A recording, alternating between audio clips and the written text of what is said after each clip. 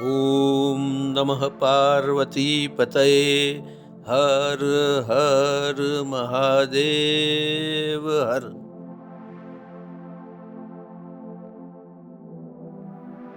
नमस्कार मित्रों, astro direction channel में फिर से आपका स्वागत है। आइए इस वीडियो में हम बात करते हैं लग्न के बारे में। लग्न का मतलब है जन्म लग्न।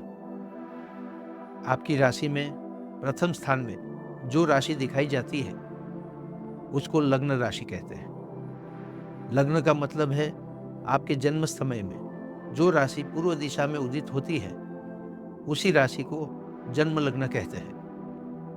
भारतीय ज्योतिष में जन्म लग्न से कुंडली देखने की बहुत ही पुरानी परंपरा है और ये सचोट भी है। व्यक्ति के जीवन में सारे बनाव या सारी घटनाएं या फिर उसको बोलते हो सारी अपॉर्चुनिटीज इसी के द्वारा देखी जाती है। अगर आप अपनी जन्म कुंडली को देखेंगे तो उसमें 1 से 12 भाव दिखाए गए हैं। 12 भाव या 12 स्थान दिखाए गए हैं। उसमें 1 से लेकर 12 नंबर दिए गए हैं। ये नंबर राशि को इंडिकेट करते हैं। जैसे कि 1 नंबर लिखा है तो मेष राशि, 4 नंबर लिखा है तो कर्क राशि, 7 नंबर लिखा है तो तुला राशि और 12 नंबर मीन राशि को इंडिकेट करती है। अगर आपकी कुंडली के पहले स्थान में 1 लिखा है तो इसका मतलब ये नहीं है कि ये आपकी जन्म राशि है। जन्म राशि चंद्र से निर्देशित होती है। पहले स्थान में अगर 1 लिखा है तो इसका मतलब है कि आपका मेष लग्न है। आपकी कुंडली के प्रथम स्थान में 2 नंबर लिखा है तो इसका मतलब है आपका वृषभ लग्न है। अगर आपकी कुंडली के प्रथम स्थान में 11 नंबर लिखा है तो इसका मतलब है कि आपका कुंभ लग्न है। अब तो आप लोग समझ ही गए होंगे कि जन्म राशि और जन्म लग्न दोनों अलग चीज है।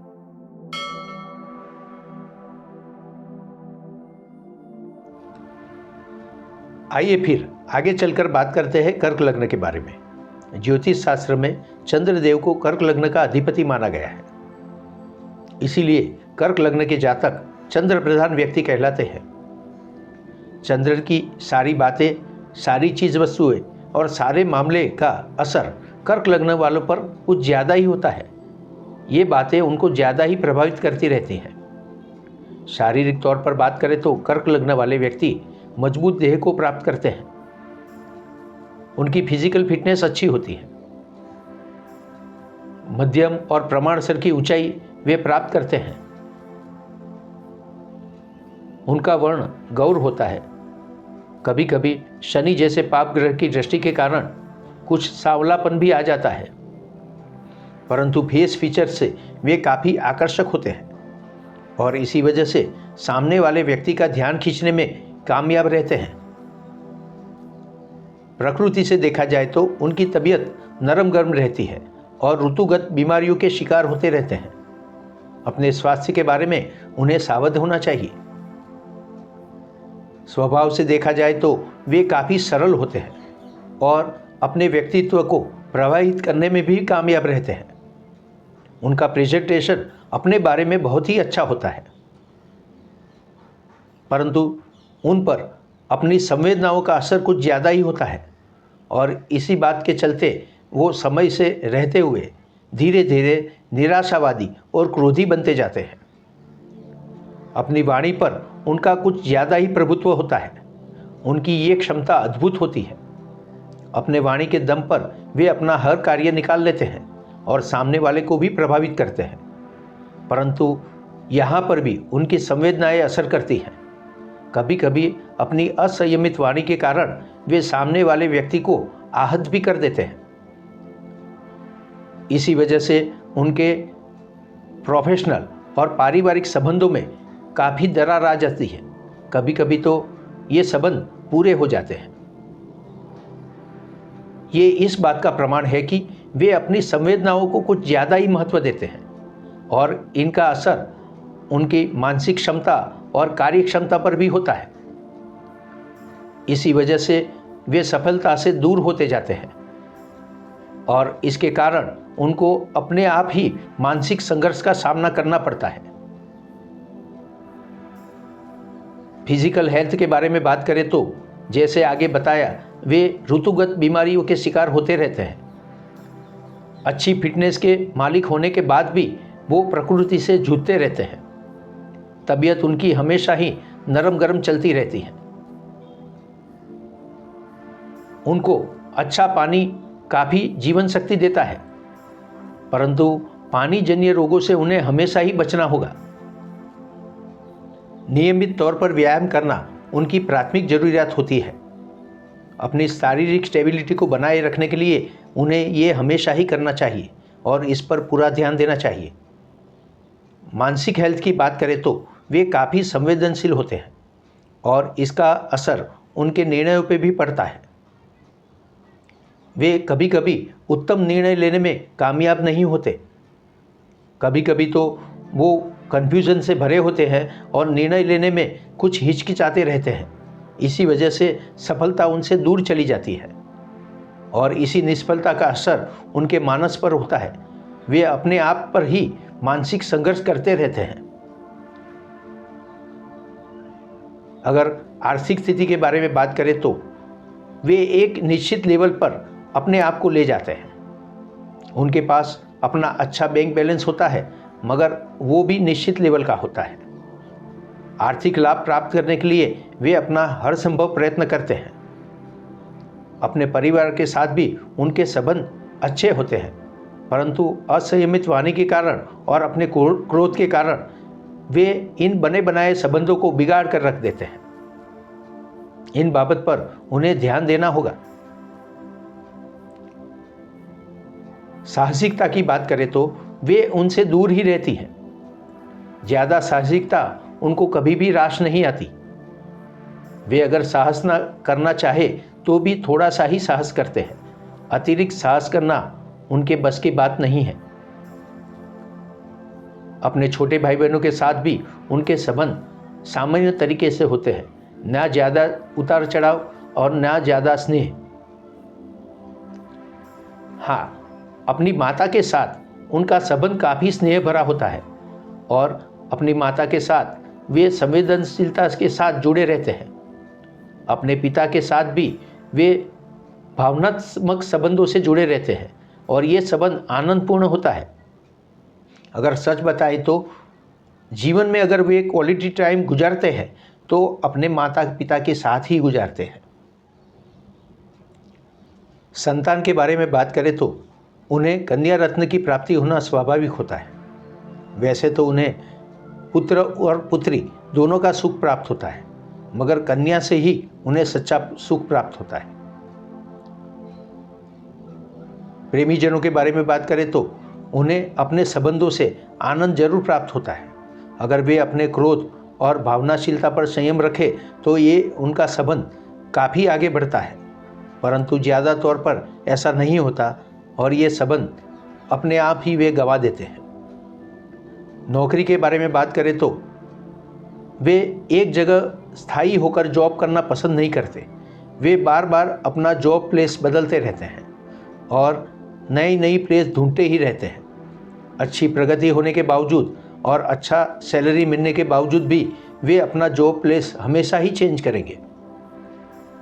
अपने मूड की तरह ही वे अपनी नौकरी को बदलते ही रहेंगे। अगर कर्ज के बारे में बात करें तो वे कर्ज लेना पसंद नहीं करते। अगर कर्ज लेना भी पड़े तो वे इसका अच्छी तरह प्लानिंग करते हैं और कभी भी अपने EMI चुकाने में वे बेदरकार नहीं होते। निश्चित तौर पर और निश्चित समय पर EMI चुकाने से कर्ज उनको कभी भी परेशान नहीं करता। अपने स्वभाव के कारण और अपनी वाणी के कारण वे अपने शत्रुओं को उत्पन्न कर ही लेते हैं। अपने शत्रुओं से बार बार उनका सामना होता रहता है, परंतु अपनी समझदारी और बुद्धिमत्ता से वे इनको हैंडल कर लेते हैं और बात को आगे नहीं बढ़ने देते। बिजनेस के बारे में बात करें तो वे अपने आप को बिजनेस के लिए काफ़ी कंफर्टेबल महसूस करते हैं। बिजनेस में उनको प्रगति भी प्राप्त होती है। ज़्यादातर कंस्ट्रक्शन, जल संबंधित उद्योग से उनको प्रगति प्राप्त होती है। आर्ट यानी कि कला से भी उनका संबंध अच्छा रहता है। बुक सेलर या पुस्तक प्रकाशक बनना भी उनके लिए फायदेमंद होता है। इन क्षेत्रों में उनकी प्रगति देखने के लायक होती है। अगर लग्न जीवन के संबंधों के बारे में बात करें तो वे अपने जीवन साथी से काफ़ी पजेसिव रहते हैं और इसी कारण से वे अपने जीवन साथी पर अपना हक जमाते रहते हैं। बार बार वे अपनी संवेदनाओं को और भावनाओं पर उनके पर थोपते रहते हैं, जिसकी वजह से उनके लग्न जीवन की स्थिति बिगड़ने लगती है और यहाँ तक कि उनका ये संबंध फेल हो जाता है और संबंध विच्छेद के कगार पर पहुँच जाता है। उनको अपनी ये बाबतों पर संयम रखना होगा। अगर शॉर्टकट से आर्थिक लाभ प्राप्त करने की बात करें तो अपने स्वभाव से भावनाशील होने के बावजूद भी वे शॉर्टकट को कभी भी पसंद नहीं करते। वे धीरे धीरे लंबे समय के लिए निवेश करना ज़्यादा पसंद करते हैं और इनसे उनको अच्छा खासा आर्थिक लाभ भी प्राप्त होता रहता है। कर्क लग्न वालों को अकस्मात से हमेशा ही बचना चाहिए। वाहन चलाते समय सलामती नियमों का पालन करना उनके लिए बेहद जरूरी हो जाता है, अन्यथा उनको अकस्मात का सामना करना पड़ सकता है। अगर भाग्य के बारे में बात करें तो उनको अपना भाग्य बल धीरे धीरे क्रमशः प्राप्त होता है। वे धीरे धीरे आगे बढ़ते हैं और प्रगति को प्राप्त करते हैं, परंतु उनके बारे में एक बात तो तय है कि वे जहाँ पर भी पहुँचते हैं उनसे कभी भी पीछे नहीं हटते, यानी कि जीवन में वे हमेशा ही एक स्टेप आगे ही चलते जाते हैं, कभी उनको पीछे मुड़कर देखना नहीं होता है। पॉलिटिक्स के बारे में बात करें तो वहाँ पर वे अपना स्थान जरूर जमा लेते हैं, परंतु इनको संभाले रखने में कामयाब नहीं होते। उनको कभी भी इसमें सफलता नहीं मिलती। अपना स्थान जमाने के बाद वो अपना वर्चस्व खो बैठते हैं और इससे अपना अधिकार भी खो बैठते हैं। इसीलिए पॉलिटिक्स कभी भी उनके लिए सफल कारकिर्दी नहीं हो सकती।